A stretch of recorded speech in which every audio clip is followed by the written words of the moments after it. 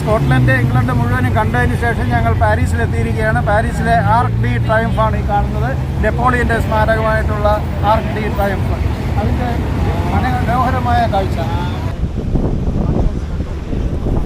ഇത് ഞാനിങ് എടുക്കുക.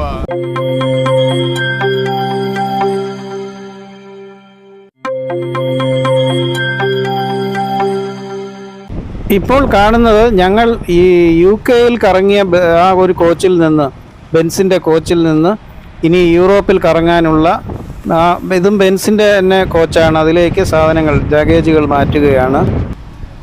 ലഗേജ് എല്ലാം മാറ്റി കഴിഞ്ഞ ശേഷം ഞങ്ങളും എല്ലാവരും കയറി ഇനി നമ്മുടെ ലക്ഷ്യമായ പാരീസിലേക്ക് വണ്ടി പുറപ്പെടുകയാണ്. അങ്ങനെ യൂറോപ്പിൻ്റെ വിരിമാറിലൂടെ ഞങ്ങൾ പൊയ്ക്കൊണ്ടിരിക്കുകയാണ്. മുകളിൽ എയർപോർട്ടിലെ ടാക്സി വേകളാണ് ഇപ്പോൾ കാണുന്നത്. ചിലപ്പോൾ റൺവേയിൽ കൂടി വിമാനങ്ങളും പോകുന്നത് ഇതേപോലെ കാണാം. ഞങ്ങൾക്ക് ആ ഭാഗ്യം കിട്ടിയില്ല. ഞങ്ങൾ അങ്ങനെ യൂറോപ്പിൻ്റെ, ഫ്രാൻസിൻ്റെ വിരിമാറിലൂടെ മുന്നോട്ട് പോയിക്കൊണ്ടിരിക്കുകയാണ്. വളരെ അടുക്കും ചിട്ടയോടും കൂടി കാറുകളൊക്കെ അങ്ങനെ പല ലൈനുകളിലൂടെ പോകുന്നത് കാണാം. അങ്ങനെ ഞങ്ങൾ ഇംഗ്ലണ്ടിൽ, അതായത് UK മുഴുവനും, സ്കോട്ട്ലൻഡ് ഇംഗ്ലണ്ട് മുഴുവനും കണ്ടതിന് ശേഷം ഞങ്ങൾ പാരീസിലെത്തിയിരിക്കുകയാണ്. പാരീസിലെ ആർക്ക് ഡി ട്രയംഫാണ് ഈ കാണുന്നത്. നെപ്പോളിയൻ്റെ സ്മാരകമായിട്ടുള്ള ആർക്ക് ഡി ട്രയംഫ്. അതിൻ്റെ മനോഹരമായ കാഴ്ച. CEV വ്ളോഗ്സിൻ്റെ പുതിയ വീഡിയോയിലേക്ക് എല്ലാവർക്കും സ്വാഗതം. പാരീസിലെ ഏറ്റവും പ്രധാനപ്പെട്ട ഒരു സ്മാരകങ്ങളിലൊന്നാണിത്. ചാൾസ് ഡിഗല്ലെ എന്ന് പറയുന്ന പ്രദേശത്തിൻ്റെ മധ്യഭാഗത്തായിട്ടാണ് ഇത് സ്ഥാപിച്ചിരിക്കുന്നത്. ഇത് ഫ്രഞ്ച് വിപ്ലവത്തിൻ്റെ 100ാം വാർഷികത്തിനോടനുബന്ധിച്ചാണ് ഇത് നിർമ്മിച്ചത്. 1806 ഓഗസ്റ്റ് 15-നാണ് ഇതിൻ്റെ നിർമ്മാണം തുടങ്ങിയത്. അതുപോലെ 1836 ജൂലൈ 29-ന് ഈ മൊനുമെൻ്റ് ഉദ്ഘാടനം ചെയ്തു. ഏതാണ്ട് 50 മീറ്ററാണ് ഈ മൊനുമെൻറ്റിൻ്റെ ഉയരം.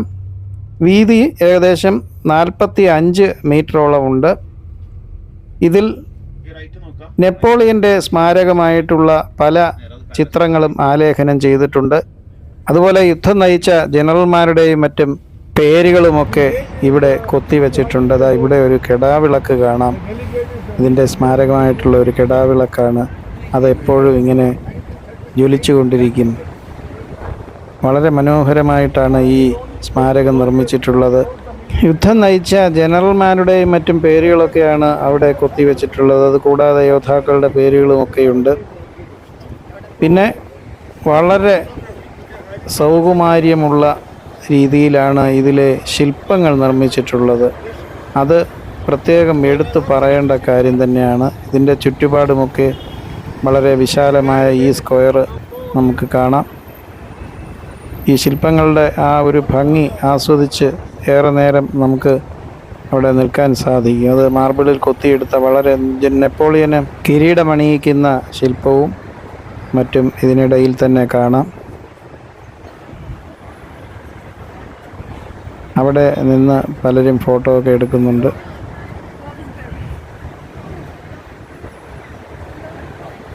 എന്തായാലും പാരീസിലെ ഏറ്റവും പ്രധാനപ്പെട്ട കാഴ്ചകളിലൊന്നാണത്. നെപ്പോളിയൻ സ്മാരകം കണ്ടതിന് ശേഷം ഞങ്ങൾ പാരീസിലെ ചില കാഴ്ചകൾ കൂടി കാണുന്നതിനായിട്ട് നടന്നു പോവുകയാണ്. ഒരു നല്ല പാർക്കിൻ്റെ സൈഡിൽ കൂടിയാണ് ഇപ്പോൾ നടന്നുകൊണ്ടിരിക്കുന്നത്. മരങ്ങളൊക്കെ ഇല പൊഴിക്കാൻ തുടങ്ങിയിട്ടുണ്ട്. വിൻ്ററിൻ്റെ തുടക്കമായിട്ട് ഇവിടെ ഒരു അമ്മാവൻ ഇരുന്ന് സ്വന്തം ചെരുപ്പാണ് കുത്തിക്കൊണ്ടിരിക്കുന്നത്. പക്ഷേ ചെരുപ്പ് കുത്തിയാണോ എന്ന് സംശയം തോന്നുന്നുണ്ട്.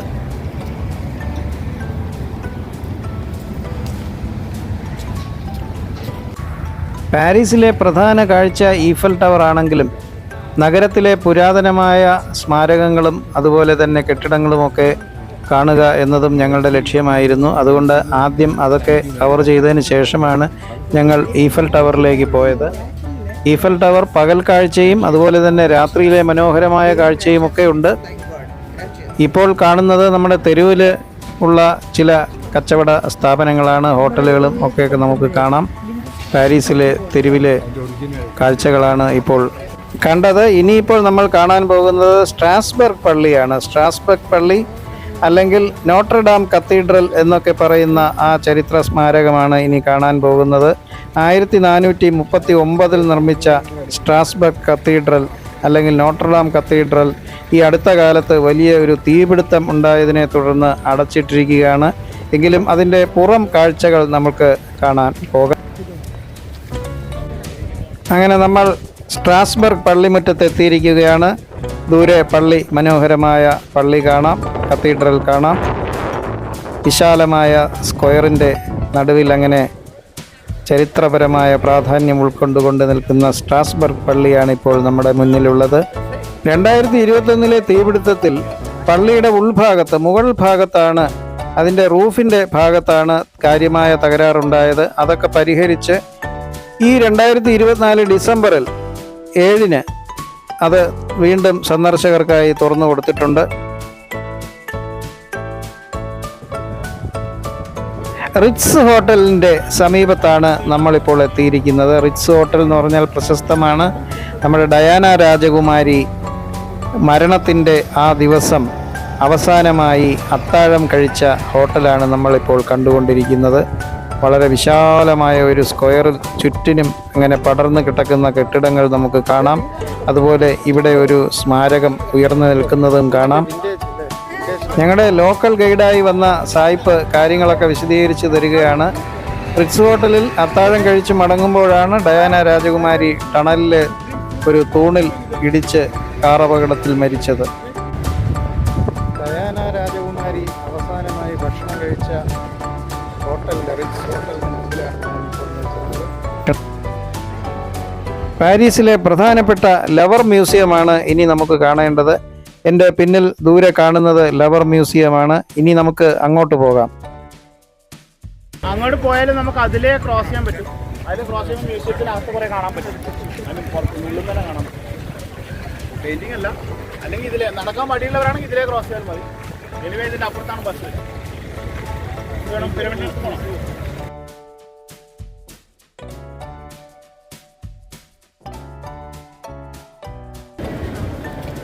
ലിയനാർഡോ ഡാവിഞ്ചിയുടെ പ്രശസ്തമായ മൊണാലിസ പെയിൻറ്റിംഗ് ഈ ലവർ മ്യൂസിയത്തിൻ്റെ ഉള്ളിലാണ് ഇപ്പോൾ സ്ഥാപിച്ചിട്ടുള്ളത്. ആ ചിത്രം കാണണമെന്ന് ഞങ്ങൾക്ക് ആഗ്രഹം ഉണ്ടായിരുന്നെങ്കിലും ആ പ്രത്യേക സ്ലോട്ട് എടുത്ത് ടിക്കറ്റ് നമുക്ക് ലഭ്യമല്ലാതിരുന്നതിനാൽ അത് കാണാൻ സാധിച്ചില്ല. അതുകൊണ്ട് വിശാലമായ ഈ മ്യൂസിയത്തിൻ്റെ പുറം കാഴ്ചകളും ചില ഉൾക്കാഴ്ചകളുമൊക്കെ ഇതാ ഇപ്പോൾ നമുക്ക് കാണാം. അത് കണ്ട് ഞങ്ങൾ മടങ്ങുകയായിരുന്നു. ഇനി നമുക്ക് പ്രധാനമായിട്ട് ഈഫൽ ടവർ കാണാനുണ്ട്. അതിനു മുമ്പ് ഞങ്ങൾ ഉച്ചഭക്ഷണത്തിനായി ഒരു സെൽഫ് സർവീസ് റെസ്റ്റോറൻറ്റിൽ കയറി അവിടുത്തെ കാഴ്ചകൾ കൂടി കണ്ടിട്ട് നമുക്ക് ഈഫൽ ടവറിലേക്ക് പോകാം.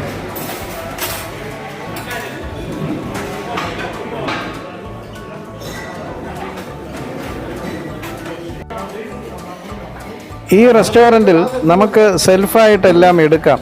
പക്ഷേ ഓരോ സെക്ഷനിൽ നിന്നും ഒന്ന് മാത്രമേ എടുക്കാവൂ. മെയിൻ കോഴ്സ്, സൈഡ്, ഡെസേർട്ട് എന്നിങ്ങനെ പ്രത്യേകം വെച്ചിട്ടുണ്ട്. അതിൽ നിന്ന് ഓരോ ഐറ്റം മാത്രമേ നമ്മൾ എടുക്കാവൂ. അത് നോക്കാൻ ഇവിടെ ലാസ്റ്റിൽ ഒരു ആൾ ഇരിപ്പുണ്ട്.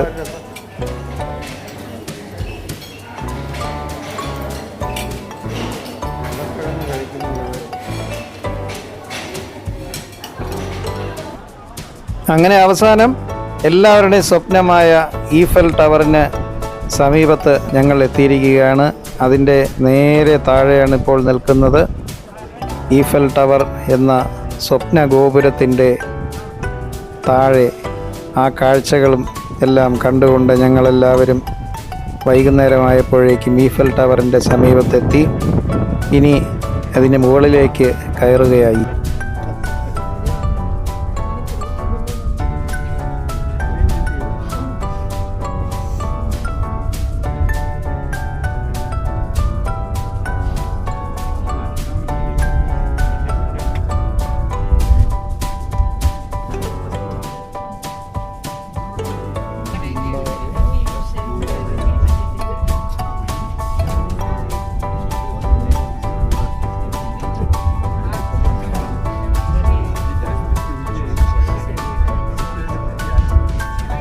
ആകെ 3 തട്ടുകളുള്ള ഈഫൽ ടവറിൻ്റെ രണ്ടാമത്തെ തട്ട് വരെ ഞങ്ങൾ കയറി. ആദ്യ തട്ടിലാണ് ഇപ്പോൾ എത്തിയിട്ടുള്ളത്.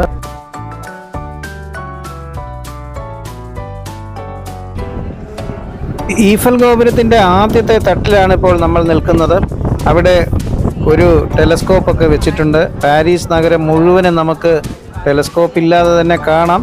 പിന്നെ വളരെ സൂക്ഷ്മമായ ദർശനത്തിന് വേണ്ടിയാണ് ഈ ടെലസ്കോപ്പ് ഇവിടെ സ്ഥാപിച്ചിരിക്കുന്നത്.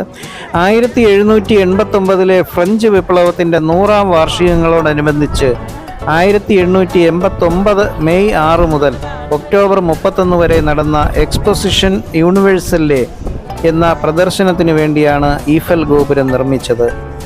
ഗുസ്താവ് ഈഫലിൻ്റെ മേൽനോട്ടത്തിൽ 50ഓളം എഞ്ചിനീയർമാർ ചേർന്നാണ് ഗോപുരത്തിൻ്റെ രൂപരേഖ തയ്യാറാക്കിയത്. ശുദ്ധമായ ഇരുമ്പ് കൊണ്ട് 18038 ഭാഗങ്ങൾ രാജ്യത്തിൻ്റെ വിവിധ ഭാഗങ്ങളിലായി നിർമ്മിച്ച് പാരീസിലെത്തിച്ച് കൂട്ടി യോജിപ്പിക്കുകയായിരുന്നു. ഈ തട്ടിൽ നിന്നാൽ നമുക്ക് പാരീസ് നഗരവും സെയിൻ റിവറും ഒക്കെ വളരെ വ്യക്തമായിട്ട് കാണാം. ഇനി രണ്ടാമത്തെ തട്ടിലെ കാഴ്ച ഇതിലും മനോഹരമാണ്. ഈ രണ്ടാമത്തെ തട്ട് വരെ മാത്രമേ സന്ദർശകർക്ക് കയറാൻ സാധിക്കുകയുള്ളൂ. മൂന്നാമത്തെ തട്ട് എന്ന് പറയുമ്പോൾ ഇതിൻ്റെ ഏറ്റവും ഉയരത്തിലുള്ള മുനമ്പിൽ വരും. അവിടെ ഇതിൻ്റെ നിർമ്മാണ പ്രവർത്തനങ്ങൾ നടത്തുന്ന അല്ലെങ്കിൽ മെയിൻ്റനൻസ് നടത്തുന്നവർക്ക് മാത്രമേ പ്രവേശനമുള്ളൂ. ഈ ആദ്യത്തെ 2 തട്ടിലും ഇവിടെ റെസ്റ്റോറൻറ്റും അതുപോലുള്ള സൗകര്യങ്ങളുമൊക്കെ ഇവിടെ ഏർപ്പെടുത്തിയിട്ടുണ്ട്.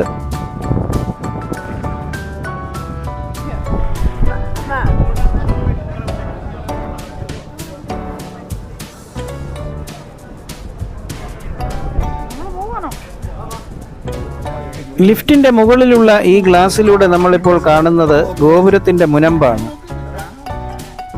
ഇതാ ലിഫ്റ്റ് ഉയർന്നു തുടങ്ങി. നമ്മൾ രണ്ടാമത്തെ തട്ടിലേക്ക് പോയിക്കൊണ്ടിരിക്കുകയാണ്. ഉയരം കൂടിക്കൂടി വരികയാണ്. ഇപ്പോൾ ചെറിയ തോതിൽ നമുക്ക് വിമാനത്തിലിരിക്കുമ്പോൾ അനുഭവപ്പെടുന്നത് പോലെ ചെവി ഊതിയടയ്ക്കുകയും മറ്റും ചെയ്യും. അത്ര ഉയരത്തിലേക്കാണ്. ഏകദേശം 300 മീറ്ററാണ് ഈ ഗോപുരത്തിൻ്റെ ഉയരം. അതിൽ ഏകദേശം പകുതിയോളം ഉയരത്തിലേക്ക് നമ്മൾ ഉയർന്നുകൊണ്ടിരിക്കുകയാണ്. ഇതാ മനോഹരമായ കാഴ്ച നമ്മുടെ മുന്നിൽ തെളിഞ്ഞു വരികയാണ്. പാരീസ് നഗരത്തിൻ്റെ ഈ ആഴക്കാഴ്ച ജീവിതത്തിലെ ഏറ്റവും വലിയ അനുഭവമായിട്ടാണ് നമുക്ക് ഇപ്പോൾ അനുഭവപ്പെടുന്നത്. ഉയരം കൂടിക്കൂടി വരുന്നു. ഉയരം കൂടുമ്പോൾ കടുപ്പവും കൂടും. എല്ലാത്തിൻ്റെയും കടുപ്പവും കൂടും. നമ്മുടെ കാഴ്ചകളുടെ കടുപ്പവും കൂടുന്നു. ഇതാ നമ്മൾ ഏകദേശം രണ്ടാമത്തെ തട്ടിൽ എത്തിക്കഴിഞ്ഞു. ഗ്ലാസ് വിൻഡോസ് ഘടിപ്പിച്ച ഒരു തട്ടിലേക്കാണ് നമ്മൾ ആദ്യം എത്തുന്നത്. അവിടെ നിന്ന് ഈ സ്റ്റെയർ കയറി വേണം ഇനി രണ്ടാമത്തെ പ്രധാനപ്പെട്ട തട്ടിലെത്താൻ. അവിടേക്ക് കയറി ചെല്ലുമ്പോൾ അവിടെയും ഇതുപോലെ മെഷ് കൊണ്ട് പ്രൊട്ടക്ഷൻ ഉണ്ടാക്കിയിട്ടുണ്ട്. വളരെ ഉയർന്ന തലത്തിലായതിനാൽ അപകടം എപ്പോഴും ഉണ്ടാകാൻ സാധ്യതയുള്ളതിനാലായിരിക്കാം ഇവിടെയൊക്കെ ഗ്ലാസും മെഷും ഒക്കെ വെച്ച് പ്രൊട്ടക്ഷൻ കൊടുത്തിരിക്കുന്നത്. ഇതാ അതിമനോഹരമായ പാരീസ് നഗരത്തിൻ്റെ കാഴ്ചയാണ് ഇപ്പോൾ നമ്മൾ കണ്ടുകൊണ്ടിരിക്കുന്നത്.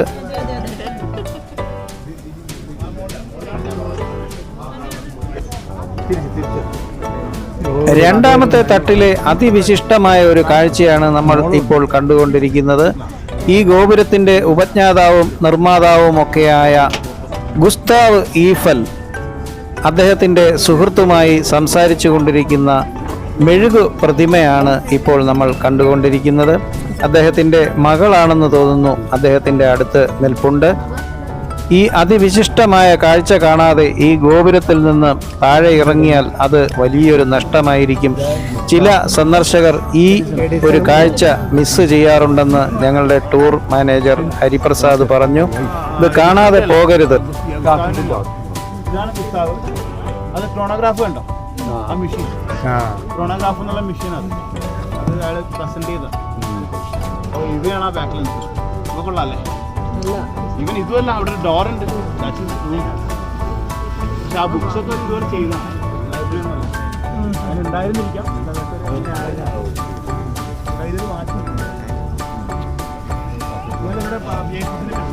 ഐഫൽ ടവറിന്റെ ഏറ്റവും മുകളിലത്തെ 350 അടി ഉയരത്തിൽ. 350 ആണെന്ന് ശരിയാണെന്ന് അറിയില്ല.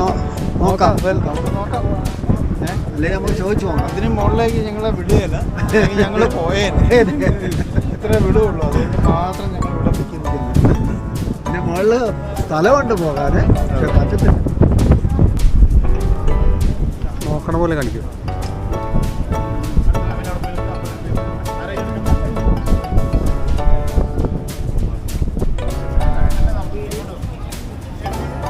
യൂട്യൂബിലിടെ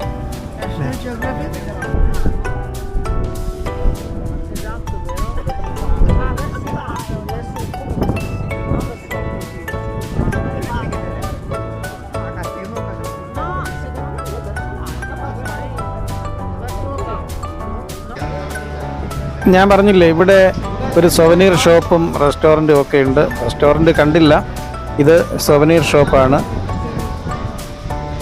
നല്ല ഇറക്കി കയറിയിട്ടേ. ഈഫൽ ടവറിൻ്റെ കാഴ്ചകളൊക്കെ കണ്ടതിന് ശേഷം ഞങ്ങൾ താഴേക്ക് ഇറങ്ങുകയാണ്. ഇനി ഭൂമിയിലേക്കുള്ള യാത്രയാണ്.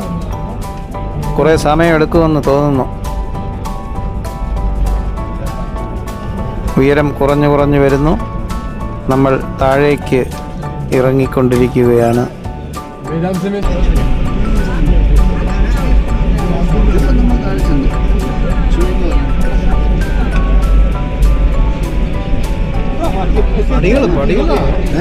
മൊത്തം പടികളും ഉണ്ട്.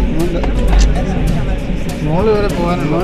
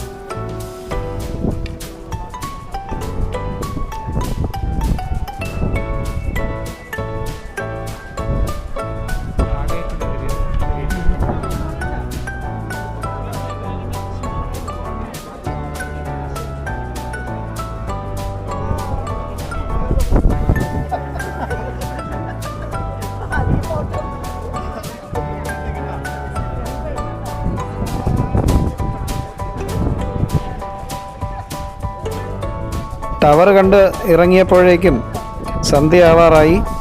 ഇനി ഈഫൽ ടവറിൻ്റെ രാത്രി കാഴ്ചകൾ, അതിമനോഹരമായ കാഴ്ചകൾ ഇനിയും കിടക്കുന്നു.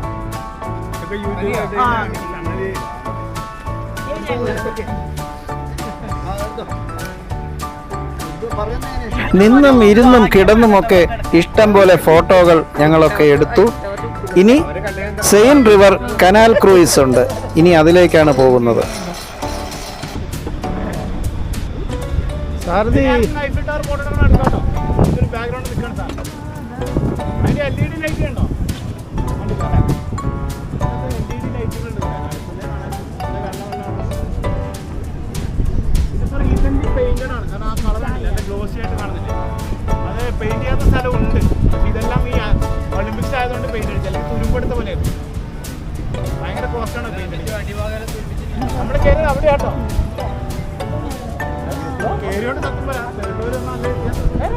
നല്ല ഹൈറ്റ് ഉണ്ട്. കുഴപ്പമൊന്നുമില്ല. അതിനകത്ത് ഒരു പോലെ അല്ല, നിങ്ങളൊക്കെ സങ്കടപ്പെട്ടിട്ട് കാര്യമില്ല. ഇതിനകത്ത് ഇനി നമ്മൾ കാണാനുള്ള അലക്സാണ്ടർ ബ്രിഡ്ജ്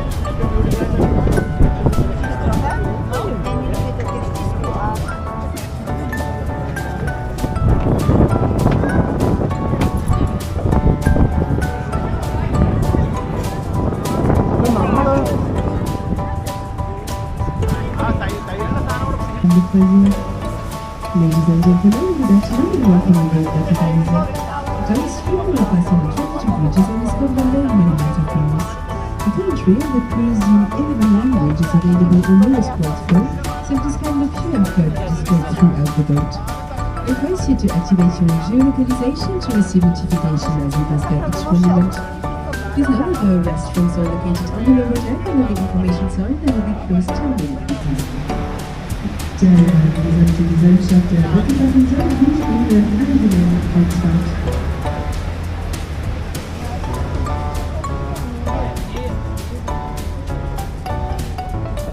കനാൽ ക്രൂയിസിനിടയ്ക്കാണ് എനിക്കൊരു ഐഡിയ തോന്നിയത്. നമ്മുടെ സുരേഷ് ഗോപിയുടെ ഒരു ഡയലോഗാണ് എനിക്ക് ഓർമ്മ വന്നത്. ഐഫൽ ടവർ ഇങ്ങ് എടുത്താലോ? ഇത് ഞാനിങ് എടുക്കുക. വെറുതെ ഒരു തമാശ. അങ്ങനെ ഞങ്ങൾ കനാൽ ക്രൂയിസും കഴിഞ്ഞ് ഹോട്ടലിലേക്ക് മടങ്ങി. രാത്രി 8:30 വീണ്ടും ഈഫൽ ടവറിന് സമീപമെത്തി. രാത്രിയിലെ മായക്കാഴ്ചകൾ, ഈഫൽ ടവറിൻ്റെ മായക്കാഴ്ചകൾ കാണാൻ അത്യപൂർവമായ കാഴ്ച. പിങ്ക് നിറത്തിൽ അങ്ങനെ മനോജ്ഞമായ ദൃശ്യം നമ്മുടെ മുന്നിൽ ഒരുക്കുകയാണ് പാരീസിലെ ഈഫൽ ടവർ. അപൂർവങ്ങളിൽ അപൂർവമായ കാഴ്ച. മാത്രമല്ല, ഈ പിങ്ക് നിറം ആദ്യമായാണ് ഇവർ ഇന്ന് ഞങ്ങൾക്ക് വേണ്ടി ഉയർത്തിയിരിക്കുന്നത്. ഈ ഗോപുരത്തിൽ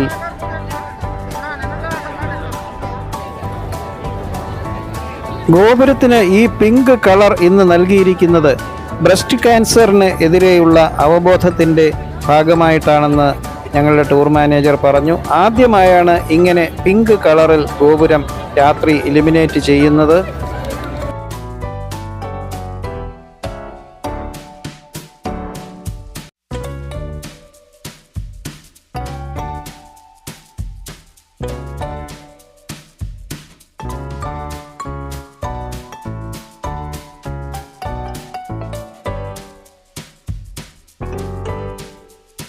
പാരീസിലെ അതിമനോഹരമായ കാഴ്ചകളൊക്കെ എല്ലാവർക്കും ഇഷ്ടപ്പെട്ടെന്ന് കരുതുന്നു. ഇഷ്ടപ്പെട്ടെങ്കിൽ ലൈക്ക് ചെയ്യുക, ഷെയർ ചെയ്യുക, സബ്സ്ക്രൈബ് ചെയ്യുക.